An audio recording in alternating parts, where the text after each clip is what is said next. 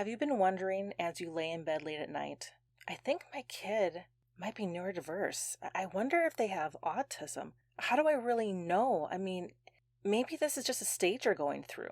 I have been there, and I'm going to share with you my personal experiences and 5 signs that now looking back I can see showed that our children had neurodiversity. Still amazing kids, doesn't change that at all, but this will help you figure out what next steps you might want to do.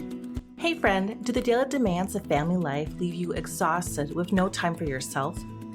Ready to make self-care and healthy boundaries a natural part of your day, all while embracing your roles as a wife and mom?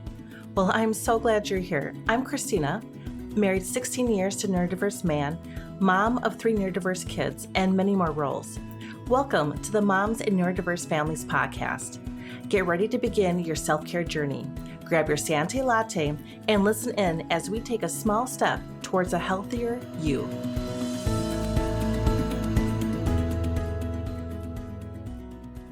If you're new here, I welcome you to the podcast. We talk about self-care and also about tips of how to live life honoring your neurodiverse loved ones.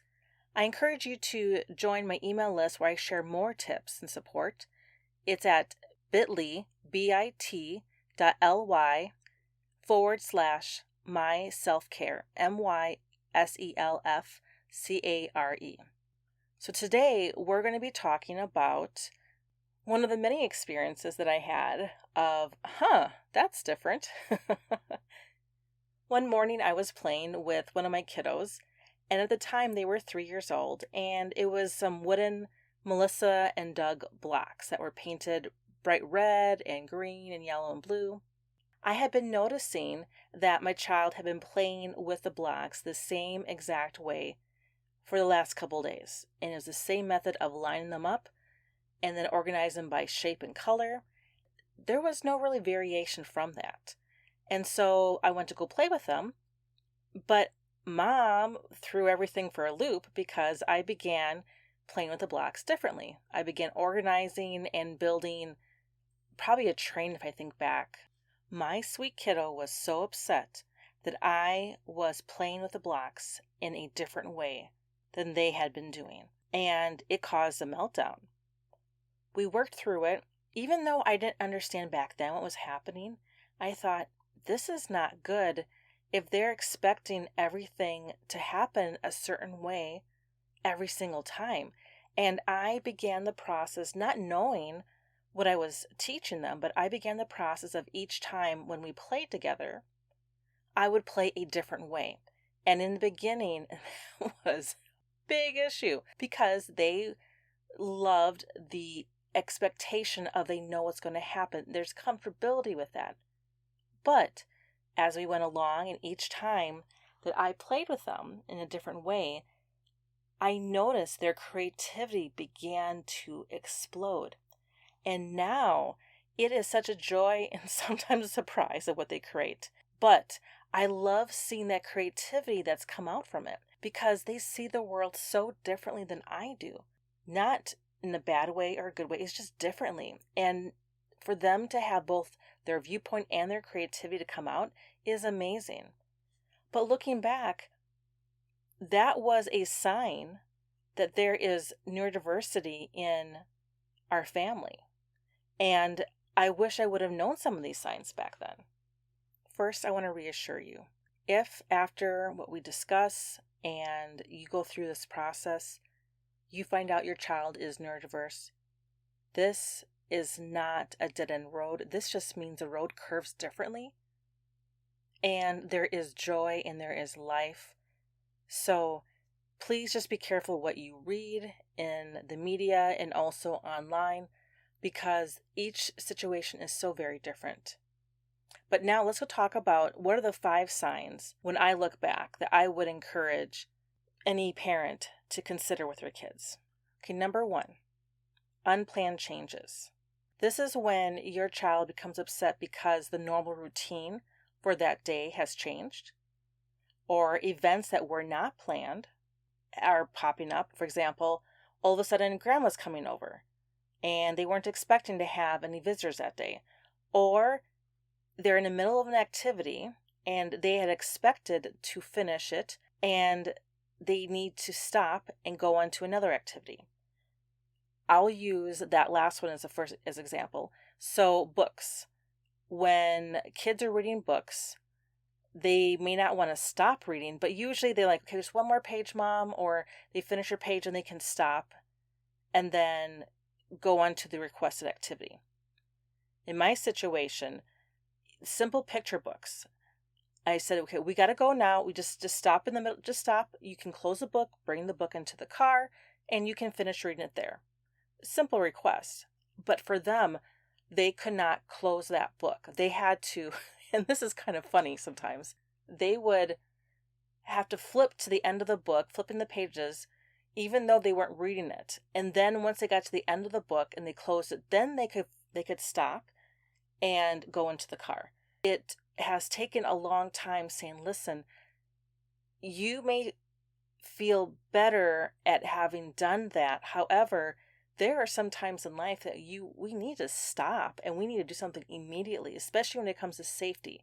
So we've worked through in the situation how they can request, well, can I read one more page? And sometimes I say yes, and sometimes I say no.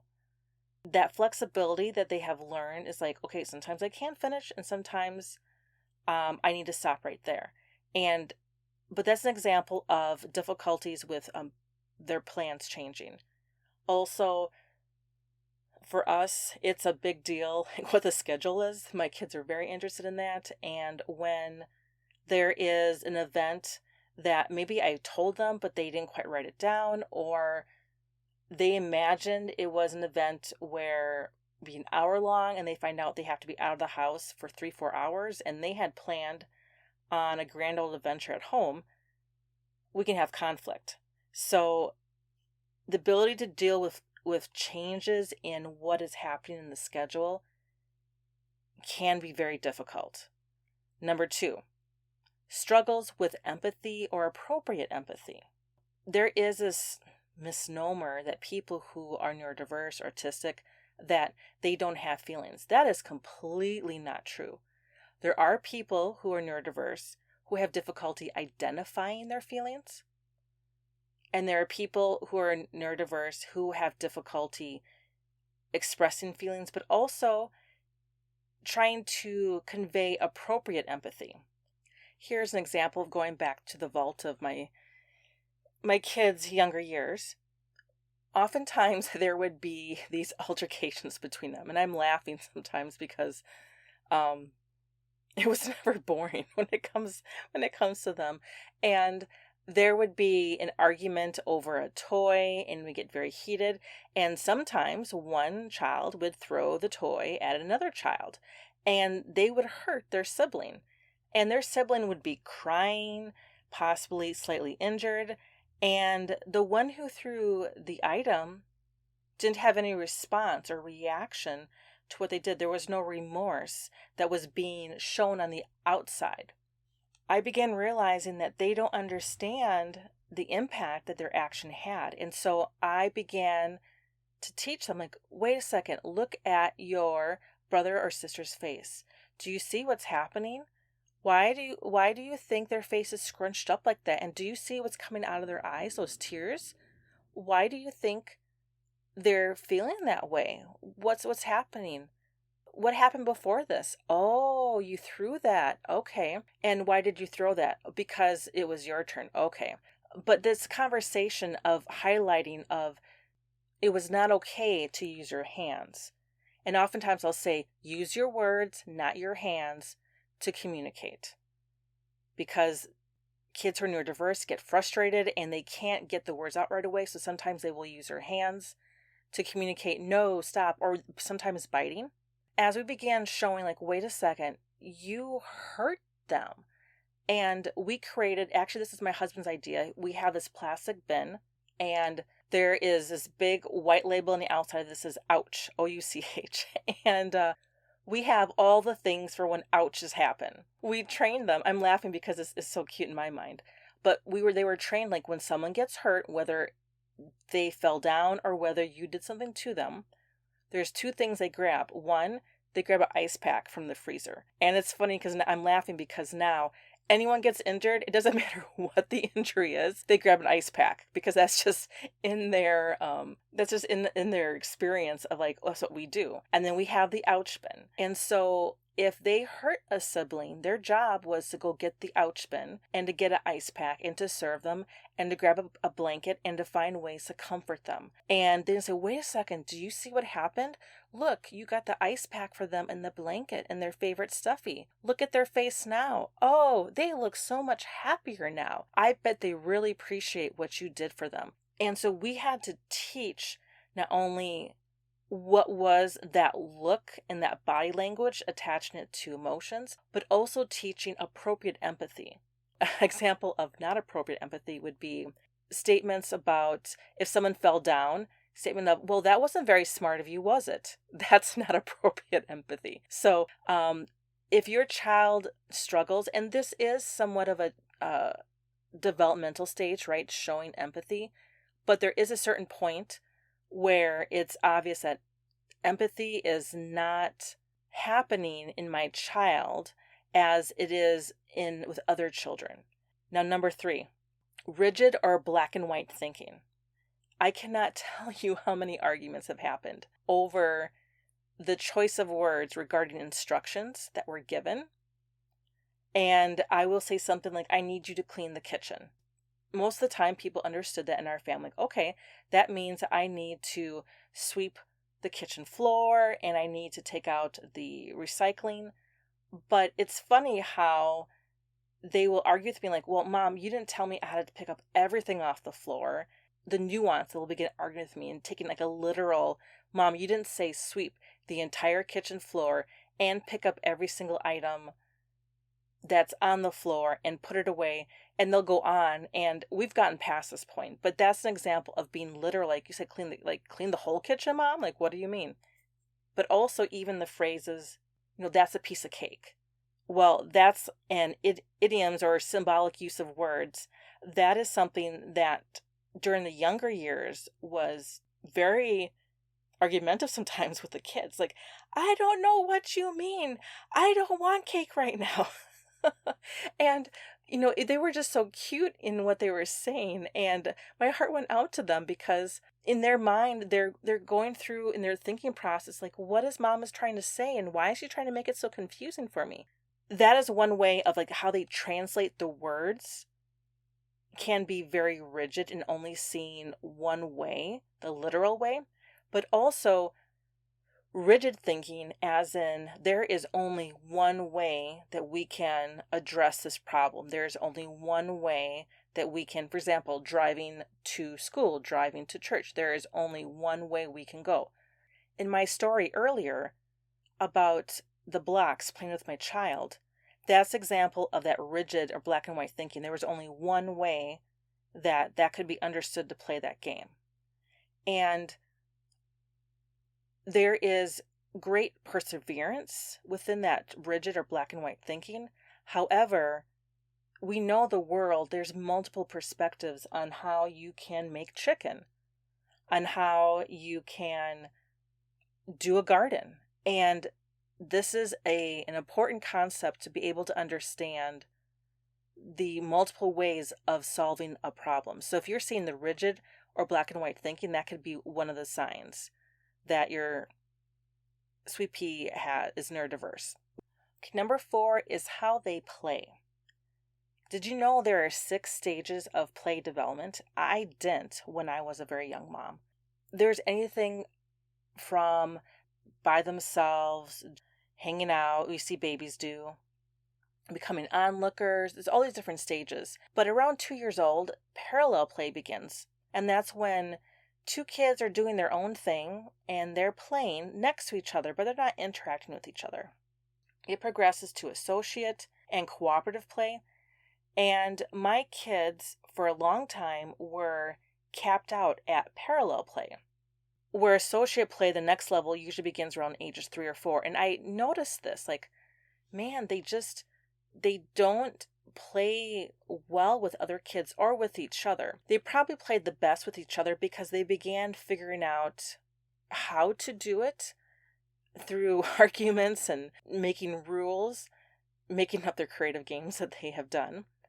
But when it came to interacting with other kids, that was tricky sometimes.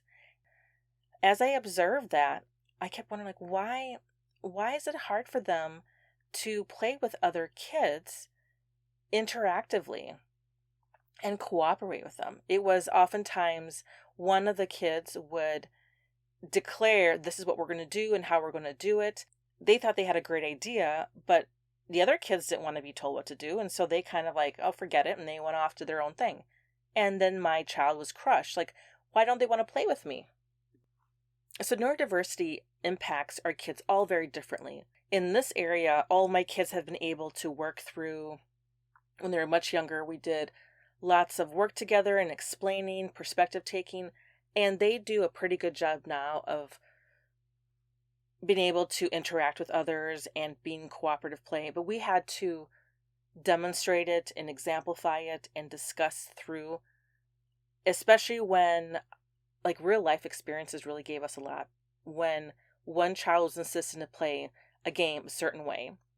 And Monopoly, for some reason, Monopoly creates so many arguments in our family. Good ones, very competitiveness. So how Monopoly is supposed to be played.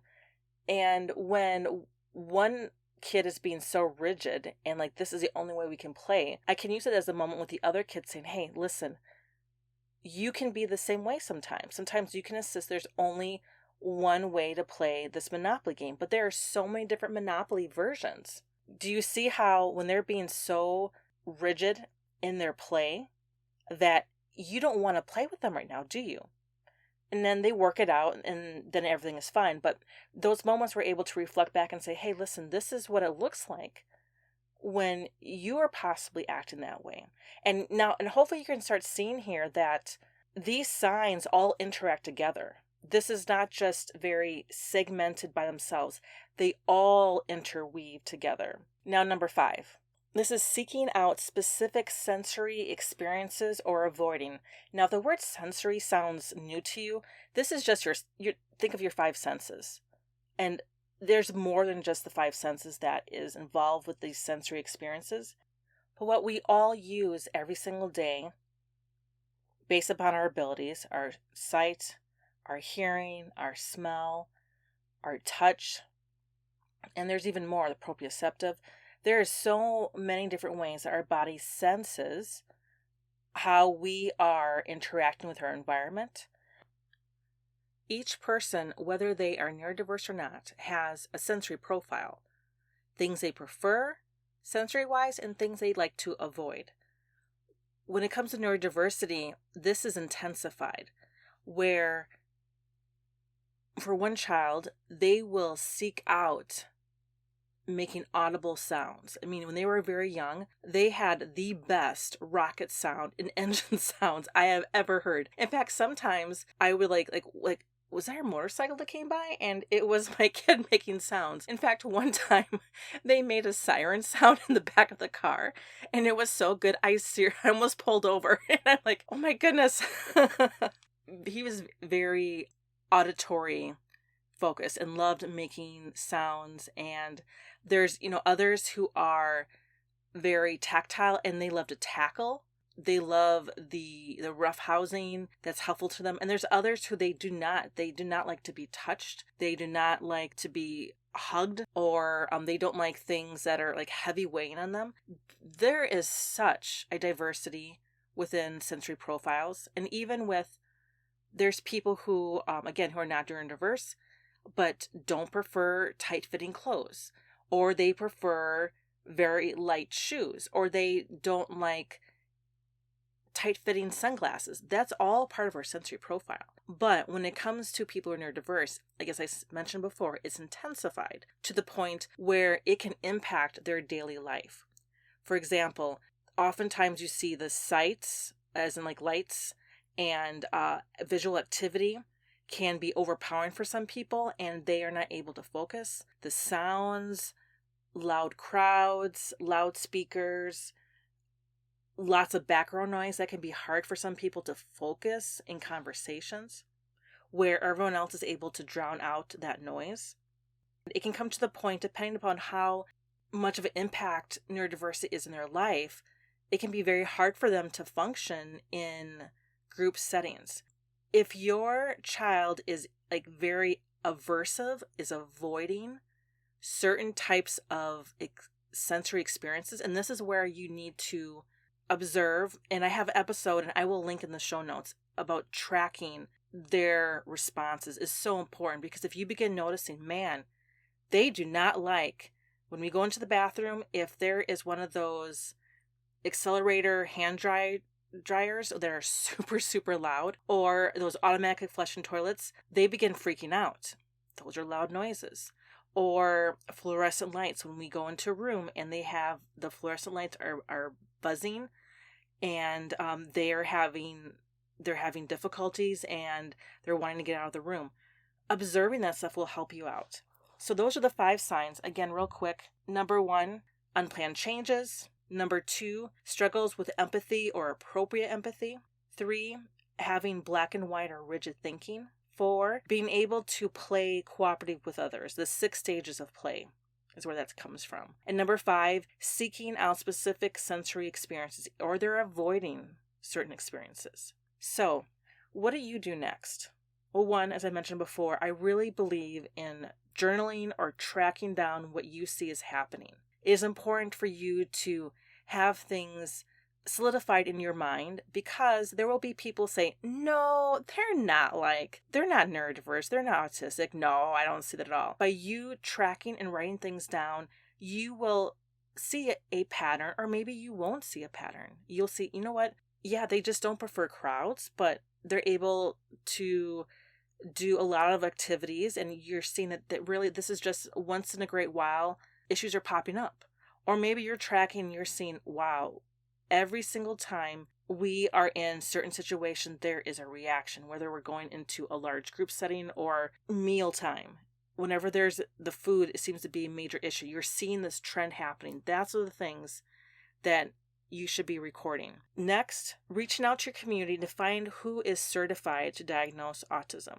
This is, again, I am not a mental health person. I am not trained in doing diagnosis. I'm just sharing with you what I have seen in my personal life. I would encourage you to ask that person how many years of experience do they have in doing diagnosis. Has it been all children? Has it been adult and children, or just adults? Because it will display differently in adults. There's similarities, but it will look different in adult versus young children versus teenagers.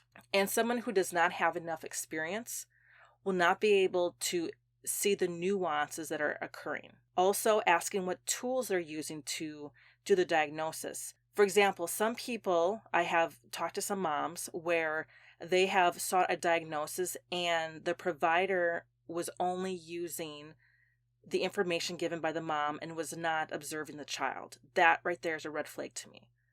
They need to observe the child, and specifically in as much of a natural environment as possible. If, I'm not sure, but I think they could be, ask them, if the person doing the diagnosis, ask them if they would observe your child in a group setting. For one of my kids, that was the pivotal piece of information that we needed, was observing that child in a group setting and seeing definitely, yes, this child is having difficulty in interacting appropriately with their friends, and that was very helpful for us. So ask those questions just so that you are aware and know what the process is, because there are some people who try to do diagnosis and they are really not trained correctly in the process. And there are a lot of great people out there who truly want to help. So I would definitely encourage you to talk to those in the community and ask for just references of who they suggest would be helpful in doing that.